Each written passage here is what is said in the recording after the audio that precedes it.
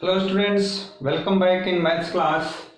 Today I am here with new chapter number 13, reflection and rotation symmetry. What is symmetry? Let us see. Line of symmetry. A figure has line symmetry. A figure has line symmetry if it can be divided by a line into two equal halves. This is important. Two equal halves, each of which is mirror image of the other. If the figure is folded about line of symmetry, the two halves of the figure coincide precisely. इसका मतलब है कोई भी figure line of symmetry तब होगा जब उसको कोई लाइन टू हाफ्स में, टू इक्वल हाफ्स में एग्जैक्टली डिवाइड कर दे और उसके एक हाफ को दूसरे हाफ पर यदि आप रखें तो एग्जैक्टली पूरा पूरा उसको कवर कर ले, तो वो फिगर लाइन ऑफ सिमेट्री होगा। अगर ऐसा एक लाइन खींचने पर होता है तो उस फिगर की लाइन ऑफ सिमेट्री 1 होगी। अगर दो लाइन खींचने पर होता है तो उसकी लाइन ऑफ सिमेट्री 2 होगी। जैसे M, एक लेटर है M, M को एक लाइन से आप काट दीजिए। इसका जो ये पार्ट है, एक पार्ट ये हो जाएगा और दूसरा पार्ट ये हो जाएगा। अब इस पार्ट को जब आप पलट कर रखेंगे, उल्टा रखेंगे, तो इसी पर एग्जैक्टली इसको कवर कर लेगा ऐसे।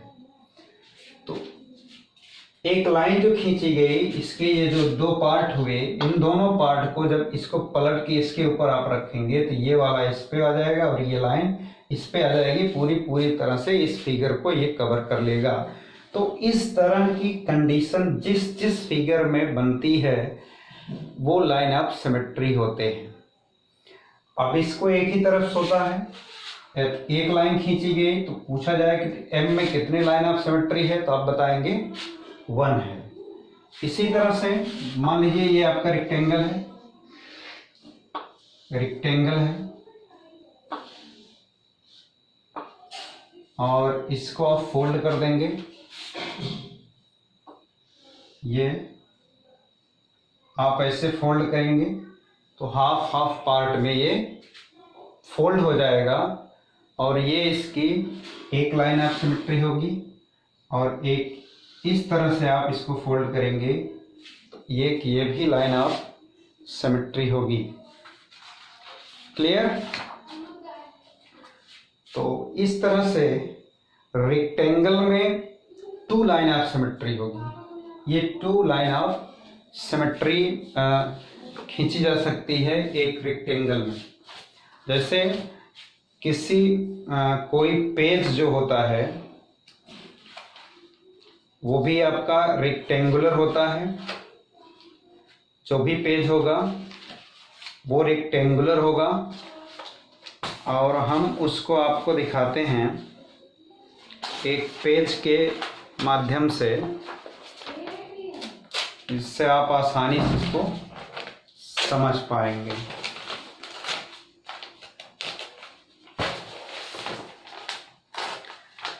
लाइन ऑफ सिमेट्री का मतलब एक कोई ऐसी लाइन खींची जाए जिससे वह फिगर 2 इक्वल पार्ट में डिवाइड हो जाए। जैसे ये आप देख रहे हैं एक पेज है अब इस पेज को हम ऐसे फोल्ड करते हैं,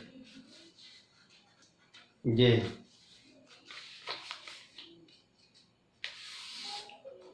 देख रहे हैं आप। अगर ये जो लाइन बनी, यही लाइन ऑफ सिमेट्री है। अगर इसको हम फाड़ करके अलग कर दें तो ये दो हाफ्स हो जाएंगे इसके। ये देखिए आप, ये दो हाफ्स हो गए। अब एक हाफ्स के ऊपर इसी को रखा जाए ऐसे, और ये पूरी तरह से ढक लेती है, अगर ये जान लीजिए, तो ये आपकी लाइन ऑफ सिमेट्री हो जाएगी। अभी ये पेज को हमने एक इसके ब्रेड्थ के अकॉर्डिंग टियर किया था। अब इसी को हम अगर ऐसे मोड़ दें, इसको पेज को इस तरह से,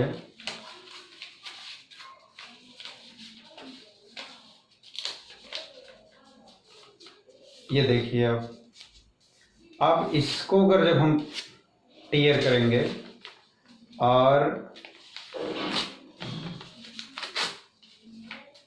इसको जब इसके ऊपर रखते हैं तो ये भी पूरी तरह से कवर कर लेता है। तो इस तरह से रेक्टेंगल में दो लाइन ऑफ सिमेट्री खींची जा सकती है।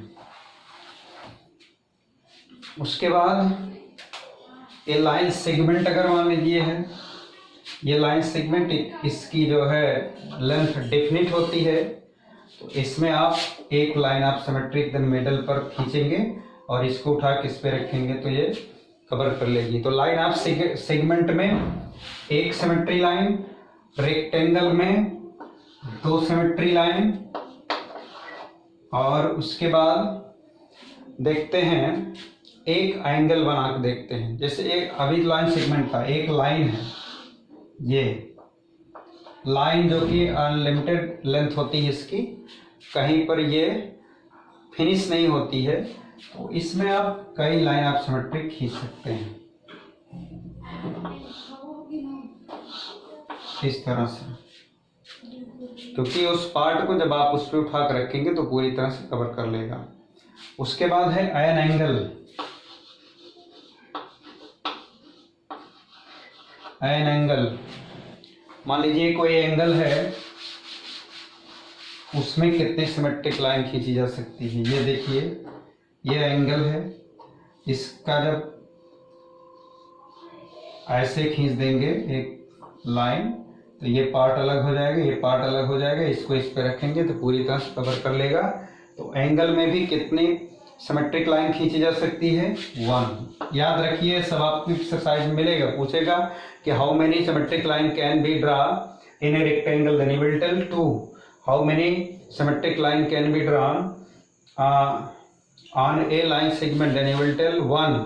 How many symmetric line can be drawn on a line, then you will tell unlimited. Line पर अनलिमिटेड, लाइन सेगमेंट पर 1 और रेक्टेंगल पर 2 खींचा जा सकता है, एंगल में 1 सिमेट्रिक लाइन खींचा जा सकता है। और एक आइसोसेलेस ट्रायंगल है। Isosceles triangle means you know, जिसकी दो साइड इक्वल हो वो आइसोसेलेस है। जब इसको आप ऐसे खींचेंगे तो एक सिमेट्रिक लाइन खींचेगी और इस पार्ट को इस पे आप उठा कर रखेंगे तो ये पूरी तरह से इसको कवर कर लेगा। तो आइसोसेलेस ट्रायंगल में 1 सिमेट्रिक लाइन और रेक्टेंगल में अभी बताया 2 सिमेट्रिक लाइन और एंगल में 1 सिमेट्रिक लाइन, लाइन पर अनलिमिटेड सिमेट्रिक लाइन और लाइन सेगमेंट में 1 सिमेट्री लाइन खींची जा सकती है। उसके बाद रम्बस में आइए। रम्बस में आपको पता होना चाहिए कि ये एक पॉलीगॉन है, इसकी सभी साइड इक्वल होती है, तो इसमें कितनी सिमेट्रिक लाइन खींची जा सकती है, सभी साइड इक्वल, ये आपका रम्बस है। तो आप इसमें कितनी सिमेट्रिक लाइन, इसके डायगोनल्स को आप मिला दीजिए, इसके डायगोनल्स को मिलाएंगे, ये पार्ट इस पे रखेंगे, पूरी तरह कवर कर लेगा, और एक दूसरा डायगोनल ये हो जाएगा, ऐसे एक सिमेट्रिक लाइन खींची जाएगी, एक सिमेट्रिक लाइन ऐसे खींची जाएगी। तो रम्बस में भी कितनी सिमेट्रिक लाइन खींची जा सकती है? रंबस।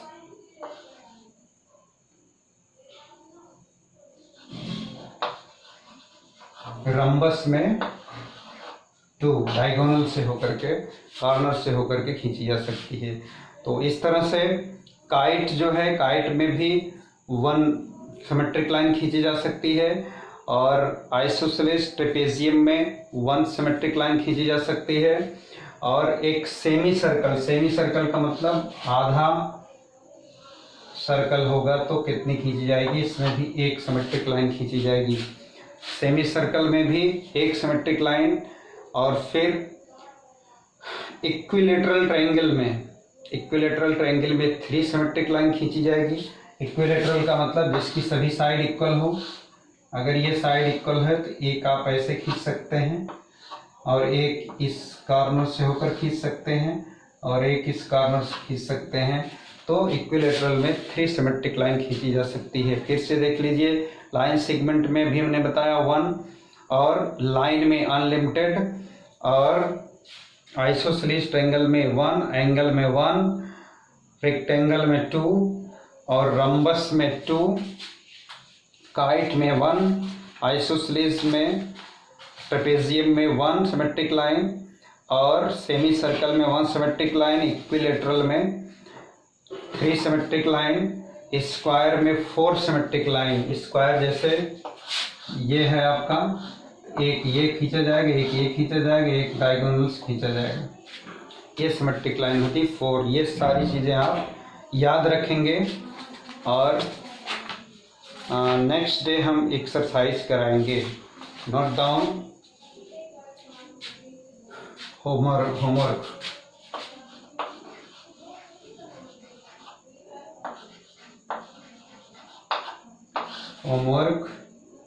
Study chapter 13। चैप्टर 13 को आप स्टडी करेंगे और उसमें किस फिगर में कितनी सिमेट्रिक लाइन खींची जा सकती है, you have to learn it. That's all for today. जय हिंद, जय भारत।